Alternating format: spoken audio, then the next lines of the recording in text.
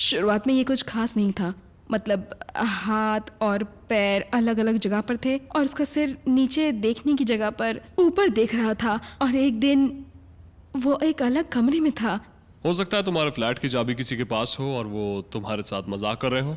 हमें भी यही लगता था, लेकिन हमें कभी नहीं लगा कि यहाँ कुछ अजीबोगरीब चीज़ें हो रही हैं। और इससे आपको लगने लगा कि डॉल पर कोई शैतानी वार? हाँ, कैमिला ने एक तांत्रिक से बात की थी। उसने हमें बताया कि एक 7 साल की लड़की एनेबल हिंगिस की इसी फ्लैट में मौत हुई थी। वो अकेली रहती थी और उसे मेरी डॉल्स अच्छी लगी। वो बस उसकी दोस्त बनना चाहती थी। ये सुनने पर हमें बहुत बुरा लगा। मतलब हम नर्सेज हैं और लोगों की मदद करते हैं, तो हमने उसे डॉल में घुसने की इजाजत दे दी। रुको, तुमने क्या किया? डॉल में घुस के वो हमारे साथ रहना चाहती थी। ओह। हमने हाँ कह दिया। लेकिन फिर हालात बिगड़ने लगे।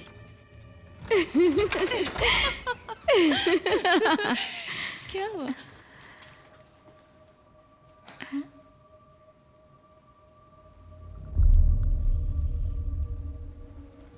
गॉड।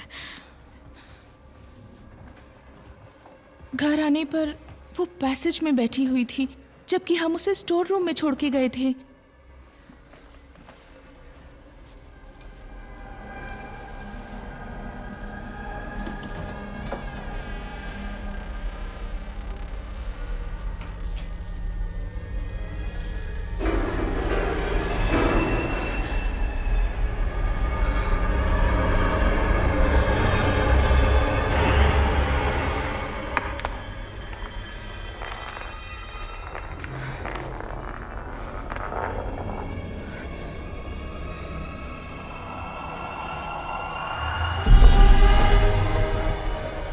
डेबी, डेबी रुको।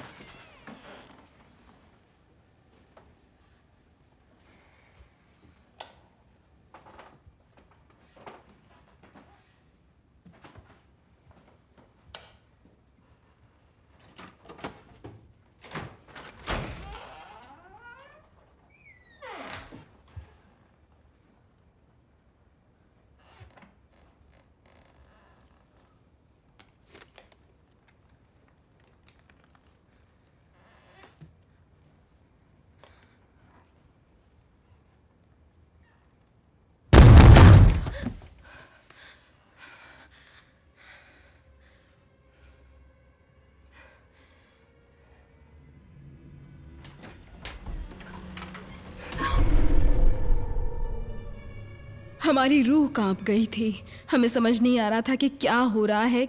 हमारी मदद करेंगे? बिल्कुल करेंगे, लेकिन ये समझ लो, एनेबल नाम की कोई चीज नहीं है और ना ही कभी थी। भूतों के पास ऐसी शक्ति नहीं होती। यहाँ हमारे पास कुछ बेहद ताकतवर चीज है, कुछ ऐसा जो अलग है।